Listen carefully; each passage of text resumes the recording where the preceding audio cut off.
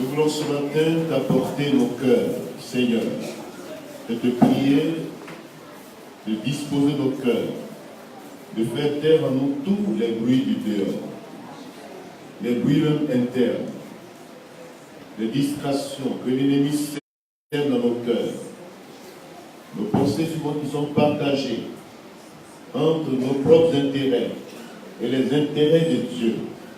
Nous prions ce matin que nos cœurs soient réceptifs, que nous t'accueillons dans nos cœurs.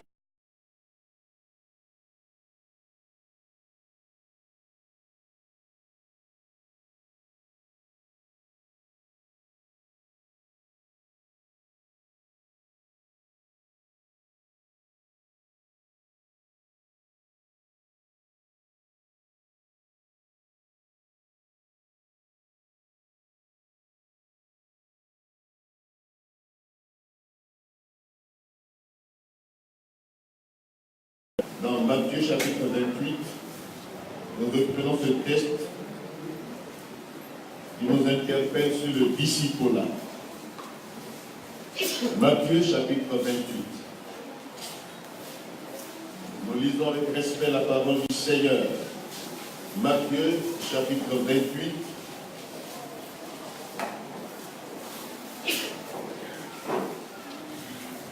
Les versets 16 à 20. Les 11 disciples allaient en Galilée sur la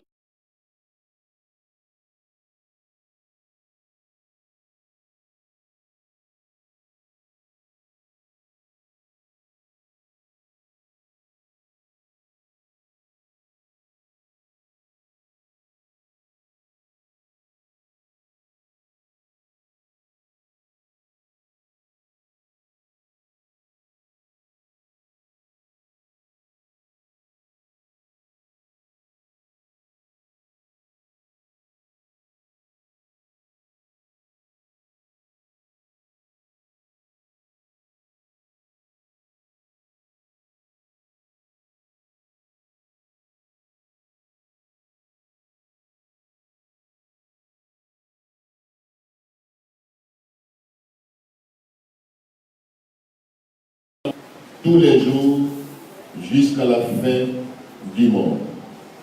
Que Dieu bénisse sa parole. Et nous assoient. Dans le grand thème, comment se conduire dans l'Église, l'Église est la colonne et l'appui de la vérité. Dieu a des exigences. Faites des disciples. L'Église va faire des disciples. C'est une exigence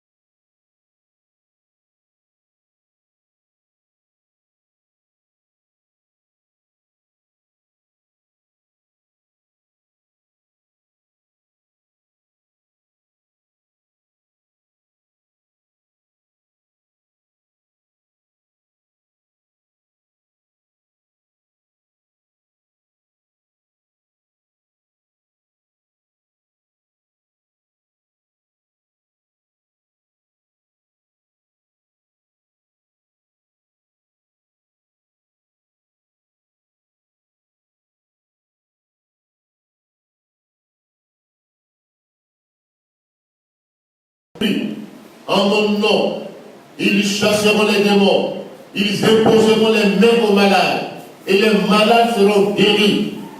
Même s'ils boivent quelques breuvages mortels, il ne leur fera aucun mal. Alléluia. Amen.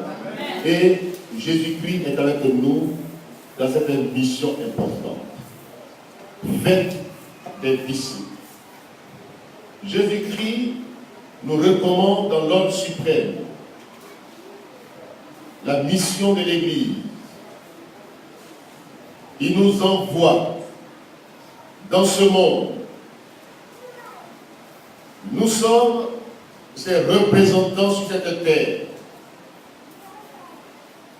Nous sommes ambassadeurs de Christ. Et nous faisons fonction d'ambassadeurs pour dire aux hommes et aux femmes, soyez réconciliés avec Dieu. Voici la mission de l'Église.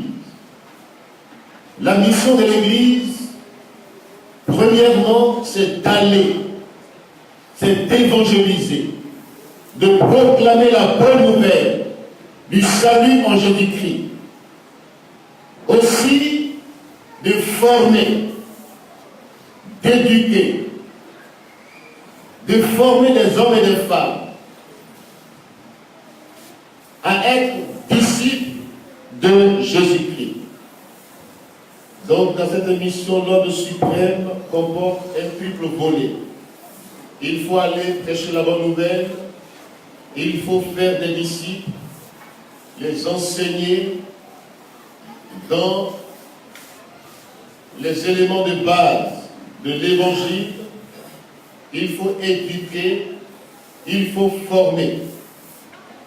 Le baptême d'eau est un bain d'initiation. Le baptême d'eau nous permet d'être dans de bonnes dispositions d'écoute. La parole de Dieu. Nous ne sommes plus des visiteurs. Nous adhérons à la communauté. Nous sommes membres de la communauté, des membres actifs. Nous répondons à l'ordre du Seigneur. Le baptême ne sauve personne. Mais je suis d'abord sauvé et je suis baptisé ensuite. Crois au Seigneur Jésus-Christ, tu seras sauvé. Alléluia. Amen. Tu crois au Seigneur Jésus-Christ, tu es sauvé. Et maintenant, tu es baptisé pour t'engager à servir Dieu. Le baptême nous donne de bonnes dispositions d'obéissance à l'ordre suprême. Pour que ce que je reçois me mette dans de bonnes dispositions, pour le transmettre aussi à d'autres personnes. Pour que ces personnes aussi soient capables de continuer dans cette logique de former à la chair. Paul dit dans 2 Timothée 2, versets 1 à 2 que nous lisons. 2 Timothée, chapitre 2, versets 1 à 2. Toi donc, mon enfant, fortifie-toi dans la grâce qui est en Jésus-Christ. Et ce que tu as reçu de moi, en présence de beaucoup de témoins, confie-le à des hommes fidèles, qui soient capables de l'enseigner aussi à d'autres. Voyez-vous la formation à la chair. Quand quelqu'un est baptisé, il est dans de bonnes dispositions d'obéissance à l'ordre du Seigneur. Il reçoit l'enseignement. Il est éduqué. Il est formé. Et à son tour, il est capable de transmettre à d'autres personnes ce qu'il a reçu. Et ces personnes qui reçoivent aussi seront capables à leur tour de l'enseigner aussi à d'autres. Voici comment l'Église doit fonctionner. Alléluia. Celui qui vient au Seigneur, il est comme un néophyte. Il ne comprend pas les choses de Dieu d'avance. L'essence que nous avons ne peut pas saisir la réalité de Dieu. Il faut que la personne naisse de nouveau pour avoir des sens spirituels, pour être capable de comprendre Dieu, les exigences de Dieu, de recevoir la parole de Dieu, d'être formé dans ce sens, et à son tour, transmettre ce qu'il a reçu. Alléluia. Ce que nous recevons aux études bibliques du soir. Nous vous encourageons à assister aux études bibliques du mardi soir, aux réunions d'évangélisation du jeudi soir. Le disciple n'est pas seulement pour le dimanche, le disciple est pour toute la semaine. Alléluia. Le disciple, il est actif, il est régulier, il est constant. Il participe aux réunions du soir, aux réunions de formation. Il est formé pour être utile au Seigneur. Alléluia. Parce que aussi longtemps que l'héritier demeure enfant, il ne diffère en rien de l'esclave. Il est sous des tuteurs et des administrateurs. Ce matin, quitte les tuteurs, sois toi-même un administrateur. Au nom de Jésus. Ne sois pas tout le temps en train de dépendre. Comme un enfant, d'être tuteur. Quand tu as grandi, tu n'as plus besoin de tuteur. Toi-même, tu dois engendrer. Alléluia. Ce matin, ma prière est que nous quittons tous les tuteurs, devenons tous des administrateurs dans le royaume de Dieu. Alléluia. Galates chapitre 4 dit, aussi longtemps que l'héritier spirituel demeure enfant, il demeure à l'étape d'enfance, il ne diffère en rien d'un esclave. Il n'y a pas de différence entre lui et puis un esclave. Il faut grandir. Et le disciple-là nous amène à tous grandir dans la maison de Dieu. Alléluia.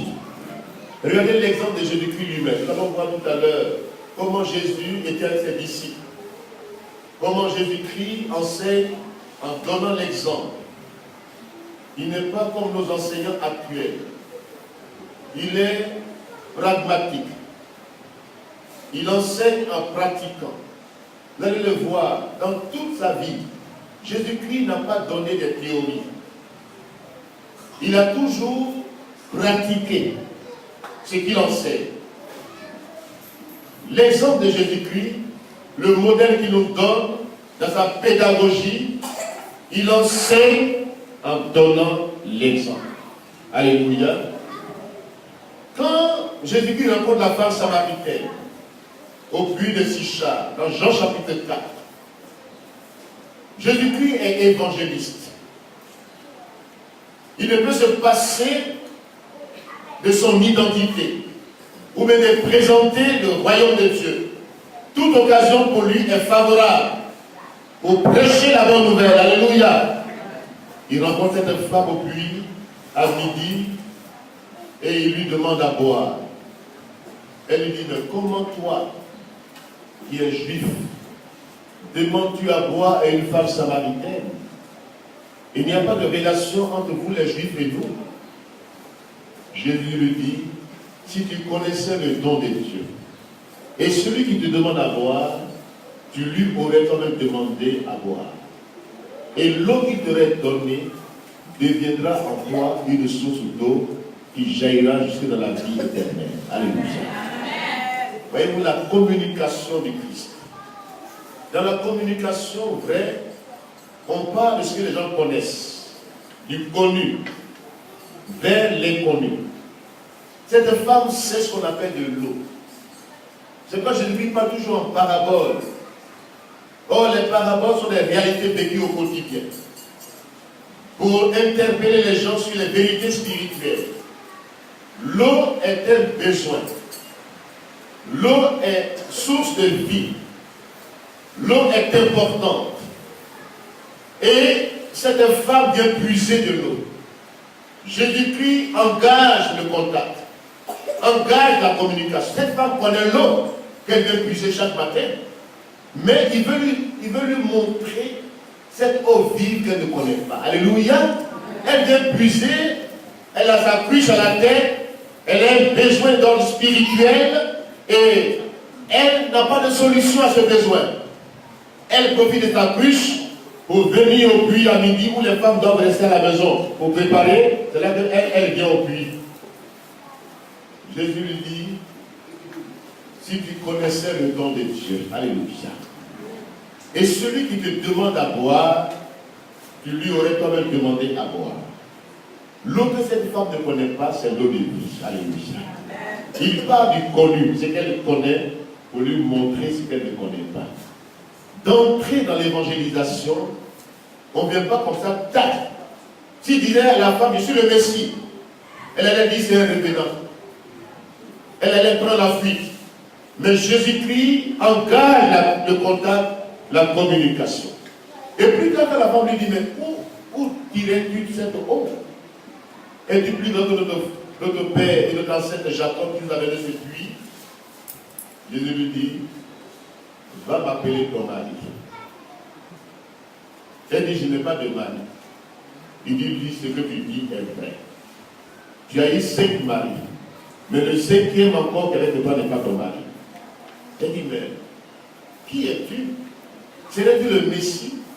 Pour connaître ma vie cachée? Il dit, je le suis. Alléluia. Puis elle laisse la cruche, court au village et dit à tout le monde, venez voir celui qui m'a tout dit. Qui a tout dit sur ma vie. Jésus te connaît ce matin là où tu es assis. Ta vie n'est pas cachée à ses yeux. Et Dieu te parle ce matin à nouveau. Où que tu sois, tout proche de moi ou lointain, ce matin, Dieu te connaît. Toi qui écoutes cette parole ce matin, Dieu connaît tes réels besoins. Jésus-Christ est la solution à tout ce que nous traversons. Cette femme a été formée comme disciple. Ça n'a pas pris du temps. Elle est allée en Samarie. Jésus-Christ déjà a fait sa cure d'âme.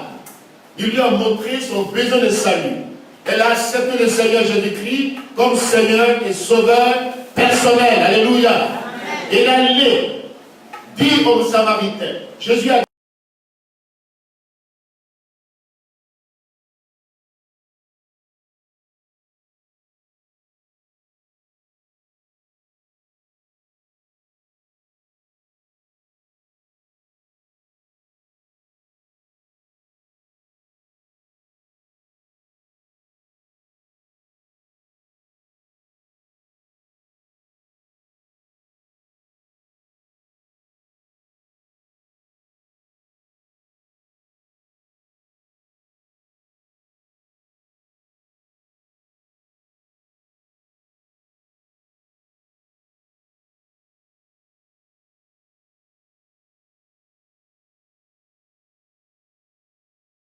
dit, femme, ce n'est plus à cause de ce que tu nous as dit que nous croyons, mais nous-mêmes nous avons vu qu'il est le sauveur du monde. Alléluia. Quand les gens viennent à votre invitation, ils rencontrent le Seigneur Jésus-Christ là, dans ce lieu. Alléluia. Ils ont rencontré Christ. Toute la Samarie a été sauvée. Regardez Philippe, un diacre dans l'église, missionnaire, dans l'église primitive, dans Actes chapitre 8.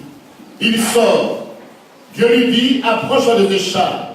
Ce eunuque éthiopien, ministre de Finances de la reine d'Éthiopie, venait d'accomplir son rite religieux. Il rentrait maintenant en Éthiopie et il lisait le texte de Ésaïe 53. Il était comme un agneau qu'on met dans la bouchée, muet devant ceux qui le tombent, muet. Il n'osait rien dire devant ses bourreaux, mais c'est par ses maîtres sûrs que nous sommes guéris. Alléluia. Il a ôté nos péchés par sa mort expiatoire. Le texte que cet homme lisait, bien qu'il soit intellectuel, il ne comprenait pas ce texte. Il a fallu un prédicateur de l'évangile. Et c'est là l'importance d'apporter l'évangile, l'éclairage aux gens. Il monte à bord du char, il lui demande, est-ce que tu comprends ce que tu lis? Il dit, mais comment pourrais-je comprendre ce que je lis s'il n'y a personne pour expliquer ces choses? Philippe lui dit qu'il s'agit du Messie libérateur. Alléluia. Et il lui dit, mais je crois qu'il est le sauveur, le libérateur. Maintenant, mon esprit est ouvert. Mais qu'est-ce qui m'empêche d'être baptisé? Il n'y a pas de coup de baptême pour cet homme-là. Automatiquement, il a cru, il est baptisé. Philippe lui indique l'endroit du baptême. Il dit, voici l'eau. Allons. Il a baptisé le Luc éthiopien. Quand il est sorti de l'eau, la joie a inondé son cœur. Alléluia. La joie de la délivrance, du salut. Il a compris les tests. Il a été formé par Philippe. Ça n'a pas pris du temps. Et il est allé en Éthiopie. Il est devenu l'instrument de réveil en Éthiopie. Alléluia. L'Éthiopie était avant un pays christianisé. Il y avait un réveil puissant en Éthiopie. Par ce temps, Dieu a enlevé Philippe. Quand il a montré le chemin à l'eunuque éthiopien, Dieu l'a ôté du chemin. Et l'eunuque est parti tout seul en Éthiopie. Il a été un instrument puissant entre les mains de Dieu. De nos jours, ce serait le contraire qui allait se produire. Quand on a gagné une telle personne, on dit voilà, j'ai gagné un gros poisson. Maintenant, je lui dis tout ce que ma volonté personnelle, et que j'appelle parole de Dieu. Dieu m'a dit, fais ça, fais ça. Et la personne serait esclave dans ma main. Mais Dieu a ôté Philippe et l'eunuque éthiopien est parti libre. Alléluia. Un disciple est parti en Éthiopie. Il a influencé la société éthiopienne. Il a été un instrument puissant que Dieu a utilisé. Alléluia. C'est ce que Dieu cherche dans notre vie. Regardez l'apôtre Paul, formateur des disciples. Il a été formé lui-même au pied de Gamaliel, le plus grand docteur de son temps. Paul a été formé. Il était né dans le judaïsme. Il connaissait la loi juive. Il est né de parents pharisiens. Il connaissait les 5 livres de Moïse. Il a été formé au pied d'un grand docteur. Mais il n'avait pas encore la révélation du Christ. Alléluia. Mais quand Jésus est apparu sur la route de Damas, Paul, il est entré en lui-même. Tout ce qu'il a reçu de Gamaliel, il a eu l'éclairage par le Saint-Esprit. Alléluia. Et Paul est devenu formateur des disciples. Dans Actes chapitre 19, versets 8 à 12, Paul forme des disciples. Alléluia. S'il n'était pas formé, il n'allait pas former à son tour. Il y a des gens qui disent non, Paul n'a pas été à l'école biblique, il n'a reçu aucune formation, mais ils oublient que Paul, son arrière-plan culturel, judaïsme, il a été formé au pied des grands docteurs. Il connaît la loi de Dieu, il connaît la parole de Dieu, il a reçu l'éclairage du Saint-Esprit. Jésus-Christ lui est apparu. Paul est sauvé. Il est devenu formateur de disciples. Mais dans son cheminement, il était avec Apollos et Aquilas, des formateurs, un couple d'enseignants. Paul a formé des disciples pendant 2 ans.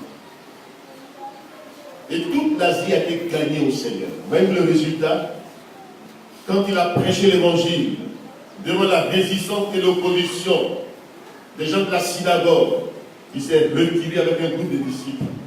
Il a créé une école biblique dans la maison d'un certain Tyrannus.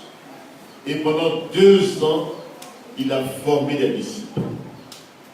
Et le résultat de cette formation, c'est que toute l'Asie a été gagnée au Seigneur. Alléluia. Voyez-vous l'important de former des disciples. Ce matin, devient disciple du Seigneur. Alléluia. Paul a formé. Le résultat est devant nous. Dieu désire que nous devenions disciples nous tous. Disciples du Christ. Pas disciples d'un homme. Disciples du Christ. Quittons les lieux obscurs. Quittons le protectionnisme ou bien la paternité qui ne s'arrête jamais. C'est ma fille, c'est mon fils, je suis son père. Tout ça, ça veut bien dire devant Dieu. Dieu c'est notre Père, alléluia. Amen. Nous sommes intermédiaires, nous sommes des instruments que Dieu utilise. Mais ne gardons pas les gens dans l'infantilisme spirituel. Ils sont toujours enfants. On les télévise, on les manipule. On dirige leur conscience.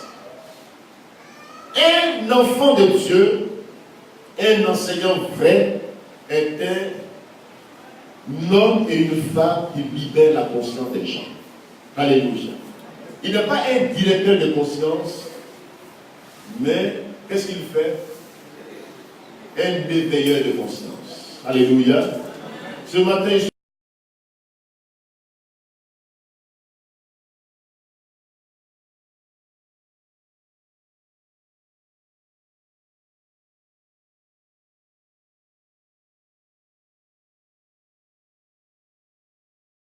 je vais le faire. Tu dis, par exemple, des choses anormales que demande, tu vas le faire. Nous n'avons pas des gens qui sont dans des sectes pernicieuses. Il y a des personnes qui dominent leur conscience. Il y a des personnes qui les téléguident, qui les manipulent, malheureusement. Or, le disciple est une personne autonome devant Dieu. Alléluia. Elle est responsable devant Dieu. Alléluia. Dieu te veut en possession de toutes tes facultés mentales. Alléluia. Ta raison, ta conscience. Dieu ne s'impose pas à l'homme. Dieu s'expose. Alléluia. Et nous ne pouvons pas imposer à quelqu'un ce qu'il doit faire. Mais nous l'encourageons, nous lui montrons le chemin. Et nous quittons le chemin pour qu'il fasse son chemin tout seul. Alléluia. Ce matin, Dieu nous demande, nous tous, en tant que leader d'église, formateur, de quitter les chemins, les sentiers battus de la religiosité pour maintenir les gens dans l'esclavage. Regardez le scandale qui s'est produit tout dernièrement aux États-Unis.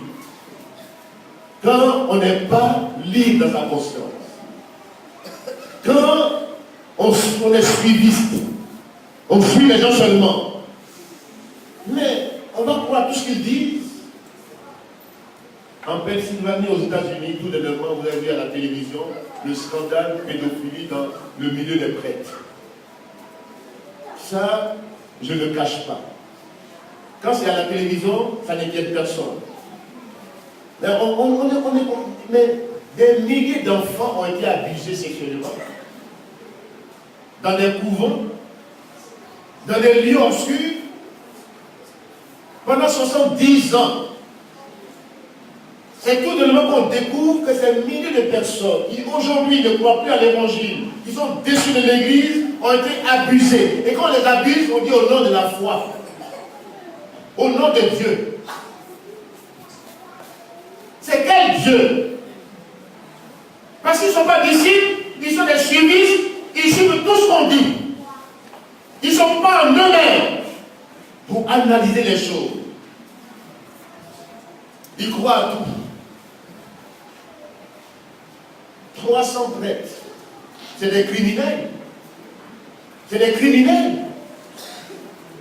Et puisque l'église catholique, aujourd'hui, quand on parle d'elle, les gens pensent que c'est la première église sur la terre. Or, l'église primitive est la première église sur la terre. Vous m'entendez bien, vous-même, vous êtes déjà. Amen. Alléluia. Amen. Mais, puisqu'ils ont abusé, puisqu'ils ont dirigé la conscience des gens, puisqu'ils n'ont pas montré le vrai évangile, ils sont présentés comme eux-mêmes étant Dieu. Parce que quand on parle du pape, c'est le souverain pontife.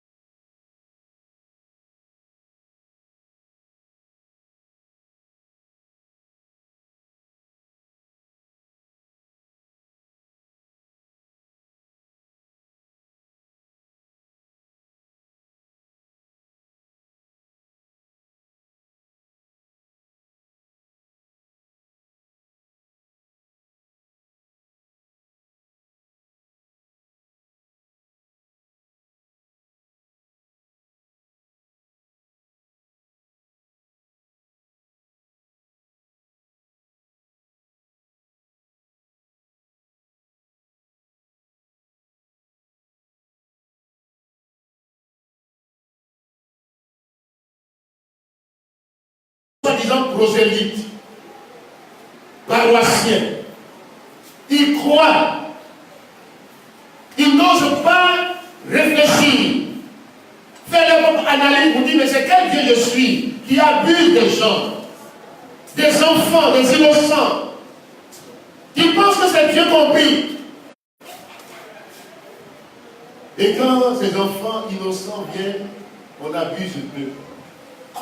Et quand ils grandissent, ils ne croient plus en ce Dieu vivant. Ils deviennent incrédules. Ils rejettent la parole de Dieu. Parce qu'on fait des choses, on dit c'est au nom de Dieu de faire ça. Dieu m'a dit. Obéis. Dieu m'a dit.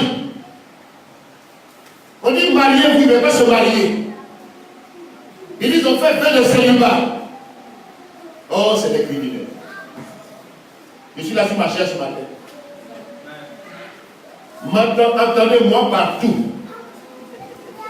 Parce que ces gens-là ne peuvent pas se présenter devant moi pour dire qu'ils prêchent l'évangile. Ils sont pires que les incroyants. Et c'est Dieu que je ne dis pas dans la Bible. Il dit pharisiens hypocrites. Malheur à vous.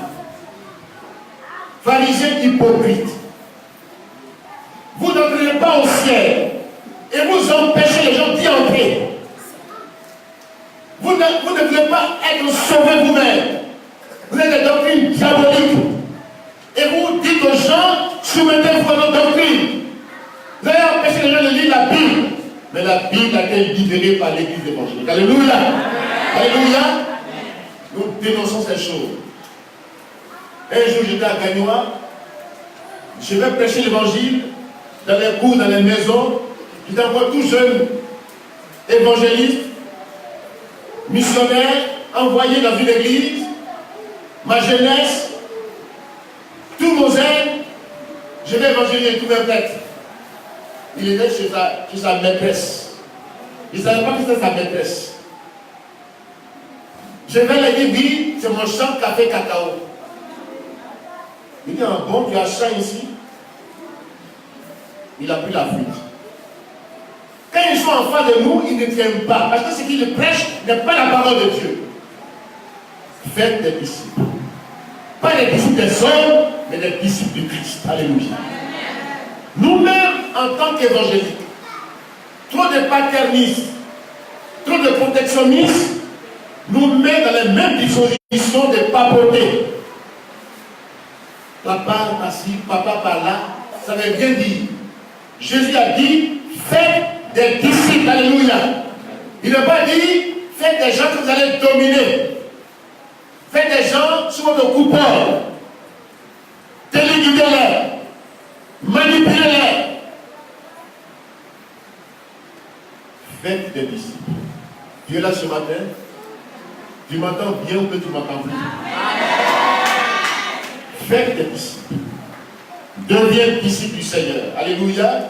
Parce que le disciple, dans le mot disciple, il y a discipline qui se dégage de ce mot. Disciple, discipline. Alléluia.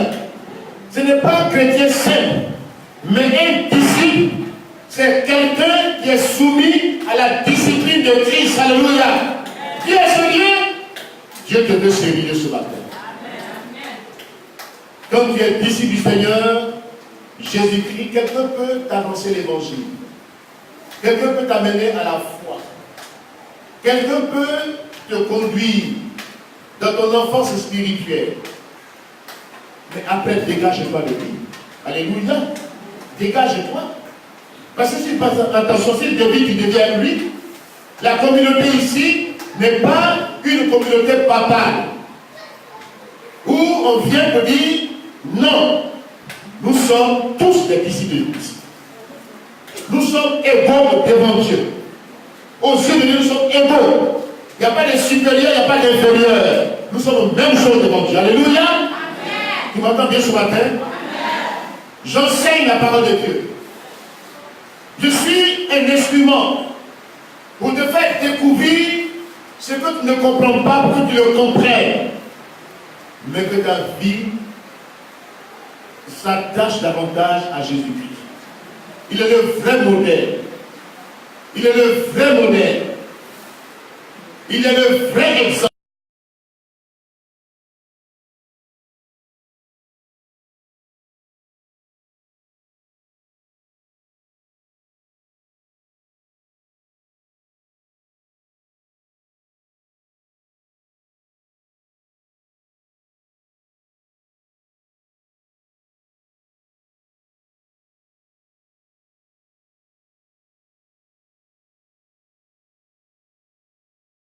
Dis la même maintenant. Quand tu es célibataire, tu es menteur. Quand tu te maries, tu te découvres toi-même. Dans tes faiblesses, dans tes insuffisances et tes incapacités. Dans tes différences. Et tu arrives à harmoniser les choses. À connaître l'autre. Et vous marchez ensemble. Vous vous enrichissez mutuellement de vos différences. C'est une richesse. La différence est une richesse. Alléluia. L'homme n'est pas suffisant. Dieu dit qu'il n'est pas bon que l'homme soit seul. Il connaît l'homme. Et Dieu qui a dit ça, il dit qu'il n'est pas bon que tu sois célibataire. Marie-toi, il t'a créé avec un physique qui doit se marier. Amen. Amen. Et toi qui dis, je suis saint, je suis célibat. Menteur que tu es. Menteur que tu es. Fais des célibats. Menteur que tu es. Usurpateur que tu es.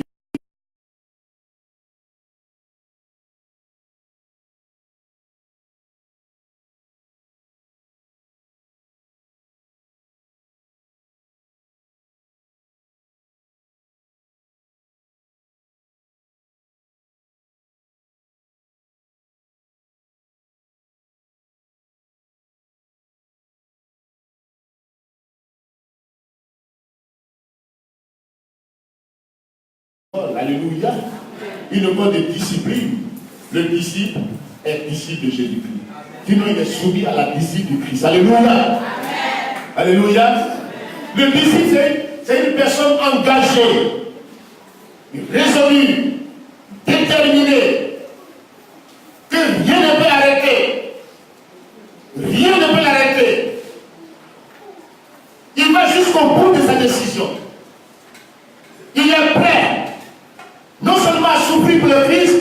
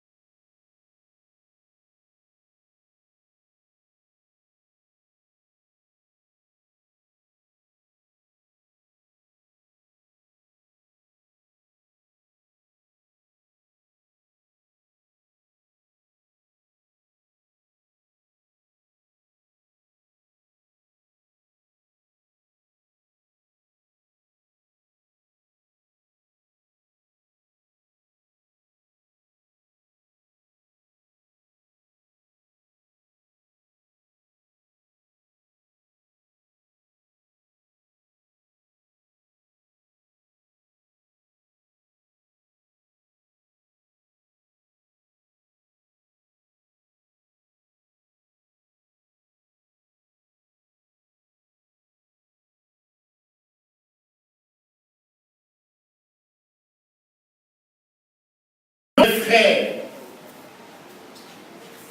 qui étaient de Galilée, il y a eu Jacques et Jean, aussi des frères. Ils étaient d'une famille aisée.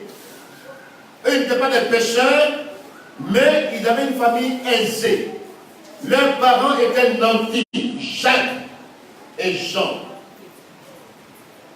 Il y a eu Marc, lui qui a scellé sa maison lors de la Pentecôte. Sa maison est devenue une chambre haute où les gens priaient dans l'attente du Saint-Esprit. Jean-Marc, disciple de Jésus-Christ. Il y a eu Thomas, celui qui a douté de la résurrection du Christ.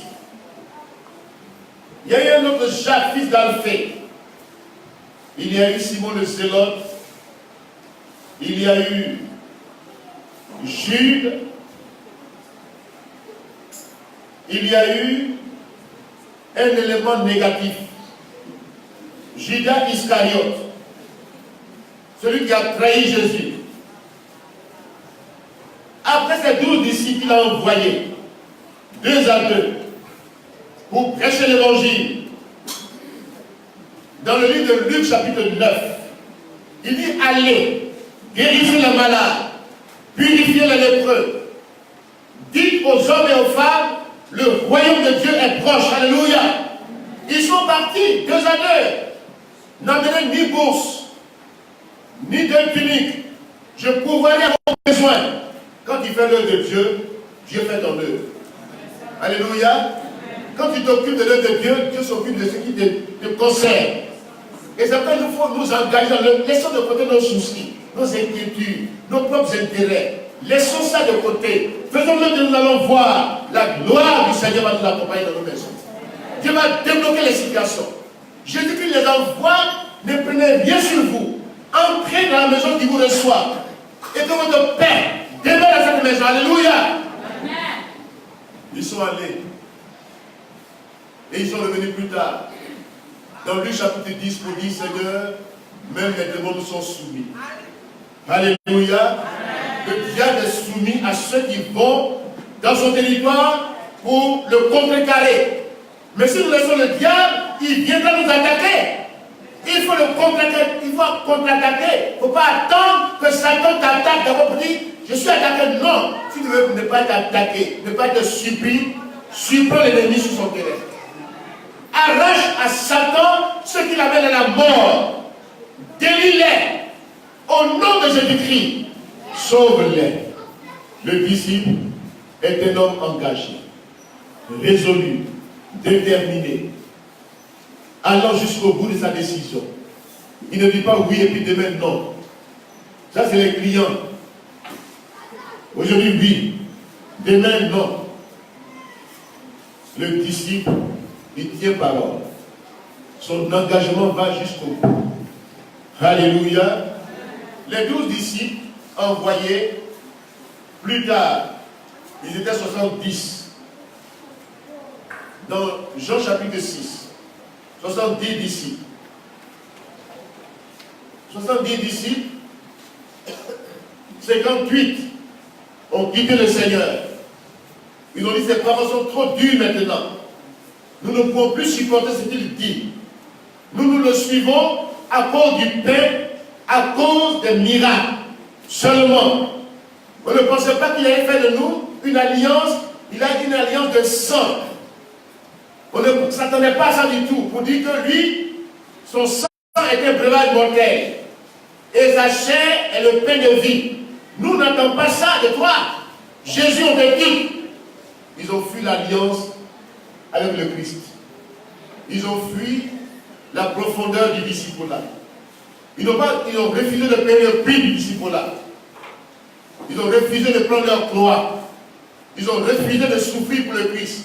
Ils l'ont abandonné. Mais les 12 sont restés pour dire, Seigneur, à qui d'autre irions-nous? Alléluia. Pierre dit au Seigneur, à qui d'autre irions-nous? Tu as les paroles de la vie. Alléluia. Et ils sont restés toujours 12. Mais avant la croix, avant la mort du Christ, il y a eu 2 événements majeurs qui sont passés. Dans la vie de 2 disciples. Dans la vie des 12, ils ont pris la fuite, mais il y a 2 qui ont dit des paroles et ont posé des actes négatifs dans leur vie. Judas l'a trahi. Là où il devait démontrer son disciple-là profond, c'est là qu'il vend son maître. Il s'entend avec ses détracteurs, ses ennemis, et il vend son maître. Et c'est quand il constate, lui c'était l'argent qu'il suivait. Lui il pensait que Jésus-Christ était un leader politique. Et de son parti politique, il allait s'enrichir. Il ne pensait pas que Jésus-Christ allait se laisser dominer par les Romains. Et puis on allait le traîner devant, dans le supplice, à la croix. Donc il a dit, mais dans cette affaire, qu'est-ce que je gagne? Je vais gagner 30 000 d'argent. Je vais le trahir. Mais les 30 000 d'argent ne sont pas entrés dans sa bouche. Il n'a pas profité. Il a trahi le maître et il s'est suicidé lui-même. La traîtrise finit dans le suicide spirituel. Judas s'est suicidé. Il est perdu. Il a tout perdu. Il pensait avoir des gains. Il était au nombre de 58. Et il s'est caché dans le groupe des 12. Mais il a été dévoilé. Son cœur a été dévoilé. Ses ambitions étaient dévoilées. Les non-dits, les mobiles cachés ont été dévoilés. Ce matin, Dieu connaît nos cœurs. Amen. Amen. Les motivations secrètes que tu as, Dieu les connaît. Vaut mieux le dire maintenant au Seigneur que d'attendre que tu sois devant une situation où on va te demander est-ce que tu crois en Christ? Et puis tu vas le renier ou bien le trahir. Pierre, suivait Jésus-Christ de loin. Et devant une femme, il a renié son maître. Voici les deux événements qui sont pris dans la vie de ces deux disciples. Judas le traite. Pierre manque de courage. Judas est mort, perdu. Mais Pierre s'est ressaisi. Alléluia. Ce matin, Dieu veut que tu te ressaisisses. Au nom de Jésus-Christ. Pierre s'est repenti de ses péchés. Il a pleuré sur ses péchés. Amèrement. Le regard du Christ est un regard de compassion et de pardon. Jésus-Christ, en regardant Pierre, a dit, Pierre, je sais qui tu es. Je connais ton avenir. Je sais que tu es un leader potentiel. Mais ces faiblesses, je pallierai à ces faiblesses et je donnerai mon dynamisme, la puissance de cet esprit dans ta vie. Alléluia. Amen. Alléluia. Quand tu seras revenu à moi, quand tu seras réellement converti, parce que le préalable au disciple-là vrai, c'est la vraie conversion. On peut suivre Jésus-Christ et ne pas être converti. Pierre suivait Jésus-Christ sans être converti. Son cœur était dévoilé aussi. Mais il s'est repenti de ses péchés. Il a reconnu son identité de pécheur. Il a crié au Seigneur pour dire, Seigneur, c'était ma propre force. Je pensais te servir ma force. Je pensais aller jusqu'au bout avec toi. Même si tu t'abandonnes, je déclare, je ne t'abandonnerai jamais. Mais devant la mort, devant la croix, je t'ai renié. J'ai pensé prendre mon arme pour couper l'oreille d'un ennemi. Tu m'as dit, Pierre, celui qui prend l'épée mourra par l'épée. Remets ton épée à ta place. Ce matin, Dieu te dit, tu ne peux pas le servir avec ta propre force. Ta propre force physique. Tes efforts personnels. Même tes désirs. Même tes ambitions. Dieu, on ne le sert pas avec sa propre force. On sert Dieu dans la puissance du Saint-Esprit. Alléluia. Amen. Si Jésus n'est pas dans ton cœur, si tu le suis, il n'a pas besoin de suivistes. Ceux qui l'ont suivi l'ont abandonné. Les 58 l'ont abandonné. Judas l'a trahi. Pierre l'a renié. Mais Pierre, la grâce de Dieu est tombée sur sa vie. Il est revenu au Seigneur dans une repentance sincère. Il a confessé son péché. Il a pris la décision de donner sa vie à Jésus-Christ. Alléluia. Jésus-Christ l'a rétabli dans le ministère. Ce matin, que Dieu te rétablisse. Amen. Que Dieu entende le désir de ton cœur de faire sa volonté désormais. Pierre est revenu au Seigneur de tout son cœur.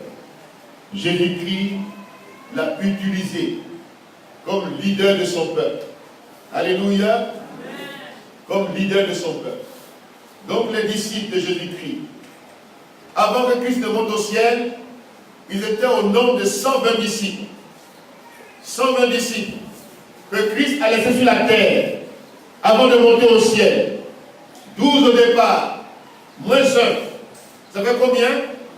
11. 70 après. Moins 58. Il est toujours à 11. Maintenant, avant de monter au ciel, il était au nombre de 120 disciples. Alléluia. Il attendait la promesse du Père. Il dit, attendez. Vous ne pouvez pas y aller avec votre propre force. Votre propre volonté. C'est vrai qu'il faut décider, il faut s'engager. Mais la décision doit être accompagnée de la puissance du Saint-Esprit. Alléluia. Vous recevez une puissance. Celle du Saint-Esprit. Et vous serez mes témoins. Alléluia. Les 120 attendaient la promesse du Père. Dans la maison de Marc, la chambre haute, en prière. Entre autres, il y avait les disciples non déclarés. Parmi les 120. Même pendant le ministère de Christ, il y avait Joseph d'Arimathée. Alléluia. Un disciple non déclaré. Membre du grand conseil des Juifs. Il a fait une œuvre extraordinaire. Alléluia. Celui qui a été demandé le corps du Christ à la croix. Dans Luc chapitre 23, versets 50 à 54, c'est Joseph d'Arimathée. Quand tous les disciples ont abandonné le Christ à la croix, il était disciple en secret. Il a suivi Jésus-Christ. Il était membre du conseil de Sanhédrin. Il n'a pas été associé à la décision du Sanhédrin de crucifier le Christ. Il n'était pas d'accord. Mais il ne pouvait rien dire. Il était caché. Mais quand Jésus-Christ était à la croix, Joseph d'Arimathée allait enlever le corps du Seigneur. Il a demandé à Pilate la permission d'ensevelir le Christ. Il a fait une œuvre extraordinaire. J'aimerais te dire ce matin, tu peux être caché et servir Dieu efficacement. Tu n'as pas besoin d'être en public, ou bien d'être reconnu dans ta cachette, dans cette communauté. Partout ailleurs où tu te trouves, tu n'as pas besoin de titre pour dire je suis super apôtre, super docteur, super évangéliste, super prophète. Même souvent les super, ils roulent au gasoil. La fumée les accompagne. Fumée de désordre. Fumée de pollution les accompagne. Ils polluent tout sur le passage. Mais apparemment, on les appelle super. Ils roulent super. Mais c'est des empoisonneurs publics. Des pollueurs publics. Tu n'as pas besoin d'être super. Disciple, non déclaré, mais qui travaille dans le secret pour le Seigneur. Il y a la récompense qui t'attend au ciel. Alléluia. Alléluia. Joseph d'Arimathée. Il allait voir Pilate. Il était quelqu'un qui avait des contacts. Il pouvait décanter les situations. Pour le corps de Christ. Alléluia. Pour l'église. Alléluia. Il y avait des gens à qui Dieu a donné la facilité d'entrer dans tous les milieux. En tant que disciple du Seigneur. Il allait voir le gouverneur de son temps. Dieu peut t'utiliser dans cette communauté à décanter les situations. Tu as des contacts avec les autorités de la ville. Tu peux parler de ton église qui est mourante, qui est à la croix. Tu peux l'aider à sortir du coma spirituel. Tu peux faire sortir ton église de la honte, du déshonneur. Tu peux être un instrument, un disciple, influent dans la société, dans les secteurs d'activité autour. Tu n'as pas besoin d'abord porter le titre de pasteur, docteur, pour avoir une influence dans la société. Deviens un Joseph d'Arimathée ce matin. Alléluia. Un Joseph d'Arimathée. Un homme, disciple non déclaré, mais disciple puissant en œuvre. Alléluia. Il a aidé le Seigneur Jésus-Christ. Il a enseigné le corps du Seigneur, corps de Christ, l'église de Jésus-Christ qui connaît des moments difficiles aujourd'hui, des moments difficiles où les gens se moquent de nous aujourd'hui, où les gens voient l'état dans lequel nous sommes, ils se moquent de nous. Tu peux faire comme Joseph d'Arimathée. Tu peux te lever dans le secret. Tu peux décanter une situation. Et Dieu sera glorifié au travers de ton geste. Alléluia. Joseph d'Arimathée, il a mis Jésus-Christ son corps dans un tombeau tout neuf, où personne n'a été enseveli auparavant. Il a entretenu le corps du Seigneur. Il a pris son argent. Il a investi. Il a payé le sépulcre. Et il a enterré le Seigneur de manière digne. Alléluia. Il a participé et son témoignage est dans la Bible. Luc chapitre 23, versets 50 à 54. Ce temps qu'il a posé est un acte majeur. Si Jésus-Christ était resté à la croix, les disciples ont pris la fuite, personne ne peut lui enlever. Mais Joseph d'Arimathée a enlevé le corps du Seigneur. Il a entretenu ce corps à l'exemple de l'Église aujourd'hui qui est dans le sépulcre, dans la honte, dans la moquerie. Toi, en tant que disciple non déclaré, tu peux dire, je contente la situation de ma communauté. Amen. Quand tout le monde semble mourir quelque part, quand il n'y a plus de signe de vie quelque part, tu peux être comme Joseph d'Arimathée. Alléluia. Nicodème, disciple non déclaré, qui est venu voir Jésus-Christ la nuit et qui lui a posé des questions fondamentales pour dire que dois-je faire pour hériter la vie éternelle. Il dit, Jésus-Christ, tu es de Dieu. Tu es un docteur pas comme les autres. Tu n'as pas été les écoles humaines, mais tu es un docteur venu de Dieu. Alléluia. Parce que Dieu t'utilise. On voit la main de Dieu dans ta vie. Jésus-Christ a dit, Nicodème, il faut que tu naisses de nouveau. Docteur de la loi, mais ne connaissant pas la nouvelle naissance. Il dit, mais comment moi je suis déjà vieux? Comment je peux encore entrer dans le sein de ma mère et renaître? Jésus lui dit, tu es docteur en Israël et tu ne connais pas les béabas de la vie spirituelle. Voyez-vous, tu es docteur en Israël et tu ne connais même pas les choses qui sont les fondements de la vie spirituelle. Tu ignores cela. Ce qui est né de la chair est chair, mais ce qui est né de l'esprit est esprit et vie. Nicodème a reçu la nouvelle naissance, mais disciple non déclaré. Alléluia. Plus tard, il va réapparaître. Il va se détacher du conseil du Sanhédrin. Il est devenu disciple de Christ. Il y a eu Marie de Magdala, disciple du Christ, délivré des mauvais esprits.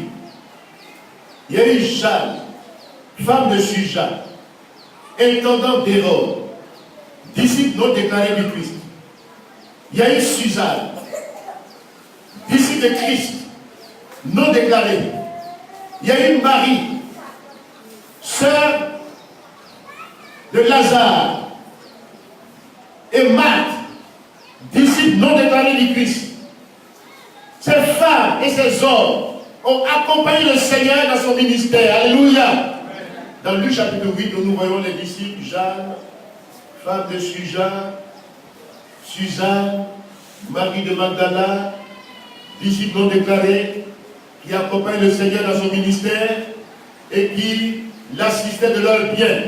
Alléluia. Ils assistaient le Seigneur de leur bien. Ils investissaient dans le royaume de Dieu. Ils n'ont pas besoin de se déclarer. Mais ils agissaient dans le silence. Comme Joseph d'Arimathée, comme Nicodème. Ces femmes dans la Bible. Marie de Magdala, Jeanne, femme de Suja, Suzanne, dont le mari est intendant d'Hérode, Marie, sœur de Marthe.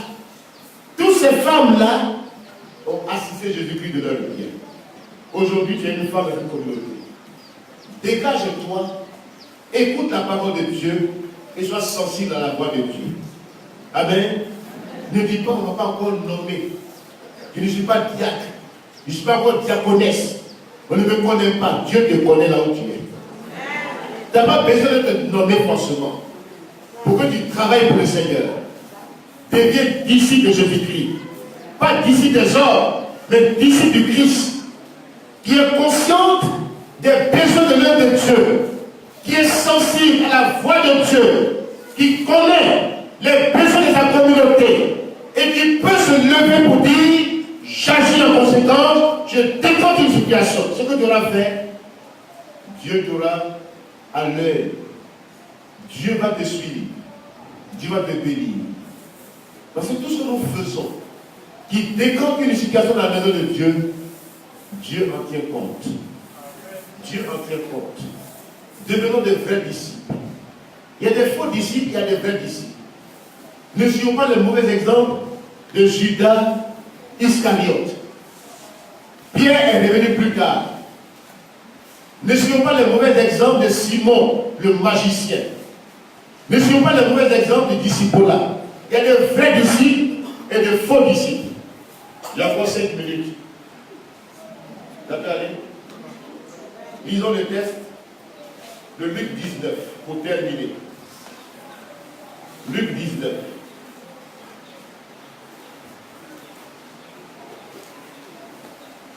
Luc, chapitre 19, verset 11. La parabole des 10 000. Ils écoutaient ces choses et Jésus ajouta une parabole parce qu'il était près de Jérusalem et qu'on croyait qu'à l'instant le royaume de Dieu allait paraître. Il dit donc, un homme de haute naissance s'en alla dans un pays lointain pour se faire investir de l'autorité royale et revenir ensuite. Il appela 10 de ses serviteurs, leur donna 10 000 et leur dit, faites-les valoir jusqu'à ce que je revienne. Mais ses concitoyens le haïssaient et ils envoyaient une ambassade après lui pour dire, nous ne voulons pas que cet homme règne sur nous.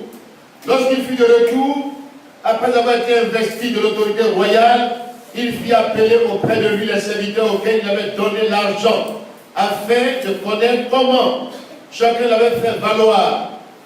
Le premier vint et dit, Seigneur, ta mine a rapporté 10 000.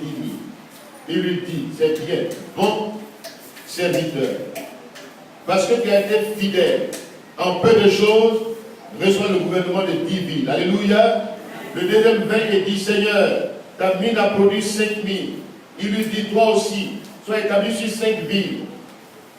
Un autre vint et dit, Seigneur, voici ta mine que j'ai gardée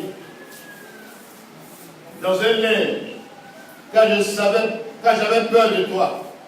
Parce que tu es un homme sévère. Tu prends ce que tu n'as pas déposé et tu moissonnes ce que tu n'as pas semé. Il lui dit, je te jure sur tes paroles, méchant serviteur, tu savais que je suis un homme sévère, prenant ce que je n'ai pas déposé et moissonnant ce que je n'ai pas semé. Pourquoi donc n'as-tu pas mis mon argent dans une banque afin qu'à mon retour, je le retire avec un intérêt? Puis il dit à ceux qui étaient là, ôtez-lui la mine et donnez-la à celui qui a les 10 000. Et il lui dit, Seigneur, il a déjà 10 000. Je vous le dis, on donnera à celui qui a, mais à celui qui n'a pas, on donnera même ce qu'il a. Au reste, amenez ici mes ennemis qui n'ont pas voulu que je règne sur eux et tuez-les en ma présence. Amen. Il y a un prix à payer dans le disciple-là. Le prix à payer, c'est le renoncement à soi-même. Alléluia. Renoncez à vos droits légitimes. Accomplissez vos devoirs au nom de Jésus. Prenez votre propre croix et suivez le Seigneur sur ce chemin difficile. Le disciple-là est une étude qui est importante pour l'Église. Parce que ce n'est pas les appréciations humaines que nous devons rechercher. Appelez Jésus-Christ Seigneur, je lui donne le droit sur ma vie, de régner sur ma vie. Lui-même dit, pourquoi m'appelez-vous Seigneur, Seigneur, et ne faites-vous pas ce que je vous demande? Et ce n'est pas tous ceux qui disent Seigneur, Seigneur qui entreront au ciel, alléluia. Mais c'est ceux qui font la volonté de Dieu. 4 vérités se dégagent de ce texte que nous venons de lire. Première vérité, Dieu nous fournit ce dont nous avons besoin pour son œuvre. Alléluia. C'est la première vérité. Dieu nous fournit tout le nécessaire. Il nous fournit les talents ici, peuvent être sur le plan spirituel, sur le plan matériel, sur le plan financier. Dieu pourvoit. Dieu nous fournit ce dont nous avons besoin pour étendre son royaume sur la terre. Alléluia. Et porter beaucoup de fruits. Et que ces fruits demeurent. Le Seigneur ne veut pas que nous soyons inactifs dans sa maison. Il nous assigne des responsabilités. Même si nous sommes non déclarés, nous sommes responsables vis-à-vis de Dieu. Alléluia. Il nous fait confiance. Ce matin, je vais te dire, Dieu te fait confiance. Il t'a confié un potentiel vivant qui est en toi qui dort. C'est ton talent. C'est tes dispositions excellentes dans ta capacité d'accomplir certaines œuvres que tout le monde ne peut pas faire.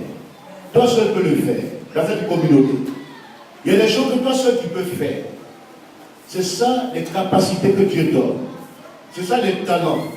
Tu nais avec. C'est inné en toi.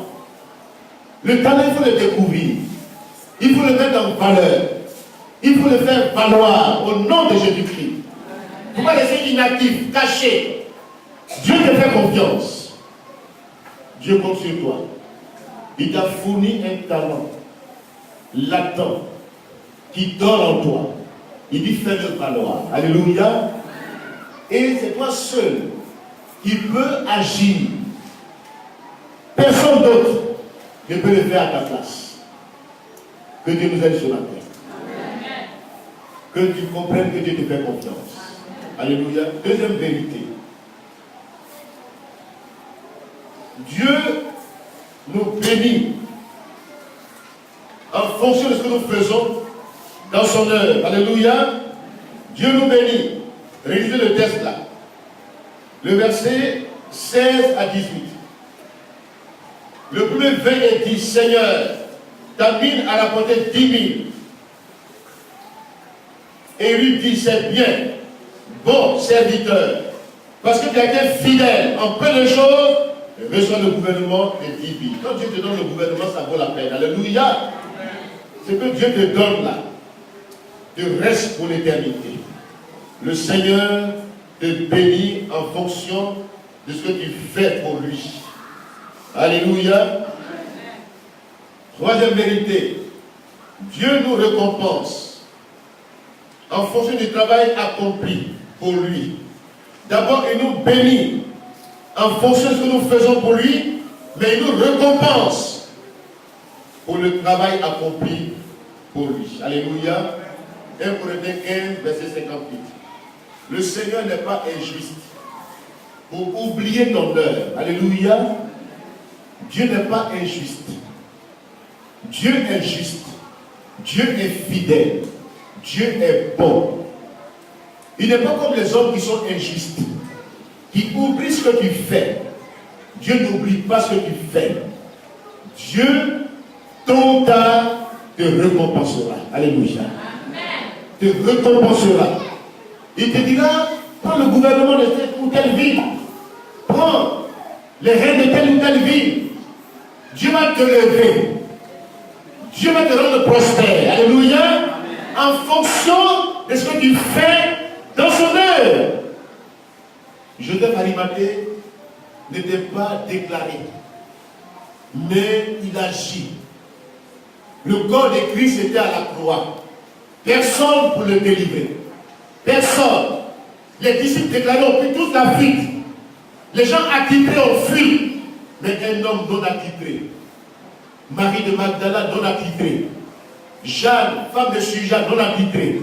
C'est eux qui assistaient Jésus-Christ de leur bien. Alléluia. Ce matin, travaille. Dieu te fait confiance. Dieu te récompensera en fonction de ce qu'il fait. Deviens un vrai disciple du Christ. Alléluia. Quatrième vérité. Ceux qui s'opposent à la volonté de Dieu et à son règne, maintenant dans leur propre vie, et qui refusent de proclamer le règne de Dieu, sont appelés les faux disciples. Et leur récompense est quoi? Quand vous avez le verset, quelle est leur récompense? Gardons-nous de faire comme ce serviteur qui se permet de juger son maître et de lui tenir tête. Ou comme tous ceux qui refusent et rejettent l'autorité de Christ aujourd'hui dans leur vie. Jésus-Christ doit être Seigneur de notre vie. Il va régner. Que son règne vienne. Alléluia. Tôt ou tard, Jésus-Christ va régner. Alléluia. Il règne déjà. Permettons au Seigneur de régner dans notre vie. Ne soyons pas comme ces serviteurs méchants, vauriens, paresseux, négligents, qui cachent le talent, qui refusent de servir et qui se cachent lui-même. Quand le maître viendra, il demandera des comptes et là, devant tout le monde, il mettra à nu le faux dans notre vie, mais que Dieu mette à nu le vrai dans notre vie. Et qu'il dise, bon et fidèle serviteur, reçois le gouvernement, reçois la récompense. Ce matin, Jésus-Christ te veut disciple, et vrai disciple. Sers Dieu avec ton énergie. Sers Dieu avec tes biens. Sers Dieu par la foi. Tout ce qu'on fait dans l'œuvre de Dieu n'est pas à fond perdu. La récompense nous attend. Dieu n'est pas injuste pour oublier ton œuvre. Dieu tient compte de tous les actes que tu poses dans sa maison. Quand son corps est souffrant, détente la situation, agis en conséquence. N'attends personne, agis. Dieu te récompense en fonction de ce que tu fais pour son œuvre. Que Dieu bénisse sa parole. Amen.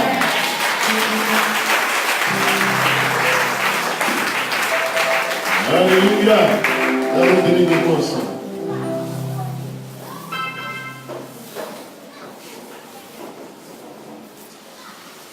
Le préalable au discipulat, c'est la nouvelle naissance. C'est la vraie conversion. Quand on est converti, réellement, on est sensible aux choses de Dieu. On a un jugement spirituel. Quand on est converti, quand on a la révélation exacte de ce que Jésus-Christ est, quand Christ, on le reçoit tel qu'il est, notre vie chrétienne est de qualité. Nous devenons disciples du Christ. Quittons l'impulsion, quittons la temporisation, quittons les sentiments de famille. Que Jésus-Christ soit notre priorité. Que Jésus-Christ, que nous payons le prix du discipulat. Que nous renoncions à nous-mêmes, à nos aides, à nos intérêts personnels, égoïstes, privilégions les intérêts de Christ. Engageons dans l'œuvre du Seigneur, corps, âme et esprit. Donnons-nous à fond. Parce que ceux qui se donnent à fond ne sont jamais perdants. Même si le monde pense que tu perds, mais tu es gagnant pour Christ. Prions le Seigneur ensemble. Alléluia.